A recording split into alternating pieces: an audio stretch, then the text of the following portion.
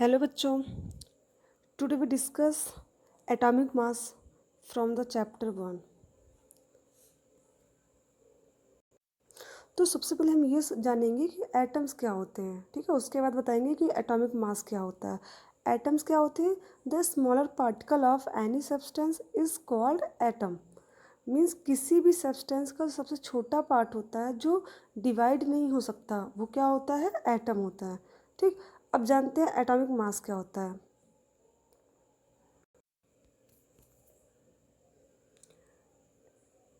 Mass of an atom present an element is called atomic mass. Means एक element के, किसी भी element के एक एटम का जो मास होता है वही क्या होता है? उसका एटॉमिक मास होता है।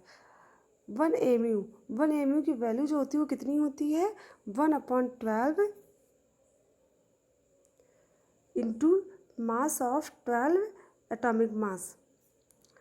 1/12 into mass of C12 atoms. C12 का मतलब हो गया, इसमें कौन सा कार्बन लिया गया जिसका मास कितना होता है? 12 होता है। उस टाइम में जब ये थियोरी दी गई थी, यानी कि जब इसके बारे में बताया गया था, तो उस टाइम में कार्बन का कोई भी आइसोटोप पता नहीं था, ठीक है। सिर्फ एक ही आइसोटोप था C12 जिसका मास क्या होता है? 12 होता है। तो 1 mu की वैल्यू जो थी वो क्या कैसे पता करते हैं? 1/12 हमने कर दिया इंटू मास ऑफ C12। मास जो C12 का होता है वो कितना होता है? 1.99 इंटू 10⁻⁻23 होता। तो जब हम 1/12 इंटू 1.99 10⁻⁻23 की वैल्यू पता करेंगे तो आंसर कितना आएगा? आंसर आता 1.66 इंटू 10⁻24 ग्राम। ये होती 1 mu की वैल्यू होती है। अब ये AMU क्या होता है? AMU का फुल फॉर्म होता है एटॉमिक मास यूनिट। क्या होता है? एटॉमिक मास यूनिट होता है। इसका फुल फॉर्म क्या होता है? Atomic mass unit.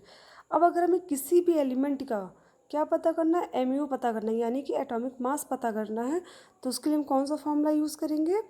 उसके लिए हम एक ही फॉर्मूला यूज़ करेंगे, AMU equal to W/1.66 into 10⁻⁻24।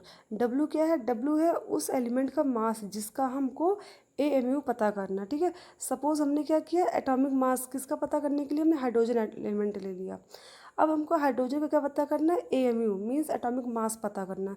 तो हम क्या करेंगे, hydrogen atom equal to W/1.66 into 10⁻⁻23 लिखेंगे। उसके बाद हाइड्रोजन का जो मास होता है उसको लिखेंगे। हाइड्रोजन का मास कितना होता है? हाइड्रोजन का जो मास होता है वो होता है 1.6736 इंटू 10⁻⁻24 ये होता है। अपॉन में क्या कर देंगे? कार्बन का जो मास था 1.66 इंटू 10⁻⁻23। अब क्या करेंगे? इसको डिवाइड करेंगे। डिवाइड करने के बाद वैल्यू जो आती है वो कितनी होती है? 1.0078, ठीक है। ये हाइड्रोजन का मास होता है। जो टेबल में हम देखते हैं, पीरियोडिक टेबल में जो मास लिखा होता है सारे एलिमेंट्स का, वो इसी फॉर्मूले से पता किया गया है, ठीक है। तो हम किसी भी एलिमेंट का अगर मास हमको पता करना है तो इस फॉर्मूले से हम क्या कर सकते हैं? उसका मास पता कर सकते हैं, ठीक है। अब हम डिस्कस करेंगे मॉलिक्यूलर मास के बारे में, ठीक है। ये मॉलिक्यूलर मास क्या होता है? हमने एटम्स के बारे में तो पढ़ लिया कि किसी भी सब्सटेंस का जो स्मॉलर पार्टिकल होता है वो क्या होता है? सबसे छोटा पार्टिकल ही एटम होता है। अब मॉलिक्यूलर मास क्या होता है? तो सबसे पहले हम जानेंगे मॉलिक्यूल्स क्या होते हैं। मॉलिक्यूल्स जो होते हैं वो 2 और मोर एटम से मिलकर बने होते हैं, यानी कि 2 या 2 से अधिक एटम जब मिलते हैं तो क्या बनता है? मॉलिक्यूल्स बनता है। For example H2O, CO2, CH4 etcetera, ठीक है। तो मॉलिक्यूलर मास क्या हो जाएगा? जाहिर सी बात है, अगर ये एटम्स मिलके बनते हैं तो इनका एटॉमिक मास ऐड कर देंगे अगर हम उन एटम्स का, तो मॉलिक्यूलर मास पता चल जाएगा, ठीक है। तो इसकी डेफिनेशन क्या होती है? Molecular mass is the sum of atomic masses of elements present in a molecules. Means जो भी मॉलिक्यूल जिन एटम्स मिलके बने होते हैं उन एटम के मास को अगर हम ऐड कर देंगे तो क्या होगा? हमको मॉलिक्यूलर मास पता चल जाएगा। फॉर एग्जाम्पल हम देखेंगे किसका मास पता करना है हमको। फॉर एग्जाम्पल हमने H2O का मॉलिक्यूलर मास पता करना है, तो हम क्या करेंगे? H2O में कितने एटम हैं? 3 एटम हैं, 2 हाइड्रोजन के एटम हैं और 1 ऑक्सीजन का एटम है। तो हम क्या करेंगे, हाइड्रोजन एटम का मास लिखेंगे। हाइड्रोजन एटम का मास कितना होता है? 1.008 होता है, ठीक है। इसको मल्टीप्लाई 2 से करेंगे, क्यों? क्योंकि हाइड्रोजन के 2 एटम है, इसलिए हमने 2 से मल्टीप्लाई कर दिया है। प्लस 16 किसका मास है? 16 है ऑक्सीजन एटम का मास, तो हमने प्लस 16 कर दिया। अब इनको जब ऐड करेंगे तो क्या आएगी वैल्यू? तो इसकी वैल्यू आएगी 18.016, ठीक है। ये हो गई किसका मॉलिक्यूलर मास हो गया? H2O का मॉलिक्यूलर मास हो गया। अब एक और निकाल के देखते हैं हम लोग, किसका? CH4 मीन्स मीथेन का।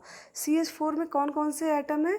CH4 में 2 एटम है, एक तो कार्बन है और एक हाइड्रोजन है। हाइड्रोजन के 4 एटम इसमें यूज़ हुए हैं। तो हम क्या करेंगे, फर्स्ट ऑफ हम लोग कार्बन का मास लिखेंगे। कार्बन का मास कितना होता है? 12 होता है, ठीक है। प्लस क्या करेंगे, हाइड्रोजन का मास। हाइड्रोजन का मास कितना होता है? 1.008 होता है। इसको मल्टीप्लाई 4 से करेंगे, क्यों? क्योंकि यहाँ पर हाइड्रोजन के 4 एटम दिए हैं, ठीक है। तो जब 4 से मल्टीप्लाई करेंगे तो वैल्यू क्या आ जाएगी, और इसको ऐड करेंगे 12 से तो कुछ वैल्यू आएगी 16 इंटू 043, ठीक है। ये हो गया मीथेन का मॉलिक्यूलर मास। तो अगर हमको किसी भी मॉलिक्यूल का मॉलिक्यूलर मास पता करना है तो हम क्या करेंगे, उस मॉलिक्यूल में जितने भी एटम हैं उस हर एक एटम के मास को हम ऐड कर देंगे, तो क्या हो जाएगा, उस मॉलिक्यूल का मॉलिक्यूलर मास पता चल जाएगा, ठीक है। अब जो थर्ड टॉपिक है वो है मोल कॉन्सेप्ट। मोल कॉन्सेप्ट आपको पता होगा। देखो, मोल हम जनरल वे में क्या करते हैं, मोल का मतलब ही होता है नंबर ऑफ एटम, ठीक है। ये होता है नंबर ऑफ एटम। पर जो डेफिनेशन होती है उसके ऊपर हम देखते हैं क्या डेफिनेशन क्या दी है। It is the amount of a substance that contains as many particles as there are atoms in exactly 12 gram of the C12 isotope.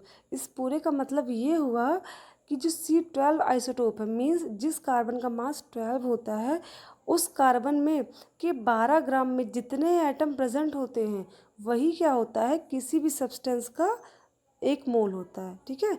यानी कि कार्बन के 12 ग्राम में जितने एटम प्रेजेंट होते हैं वही क्या होता है, 1 मोल होता है, ठीक है। और 1 मोल की वैल्यू कितनी होती है, इसकी वैल्यू होती है 6.022 इंटू 10⁻23। इसको हम अवोगाद्रो नंबर कहते हैं, ठीक है। अब बात आती है, अगर हमको किसी कंपाउंड का या किसी एलिमेंट का मोल पता करना है तो हम क्या करेंगे।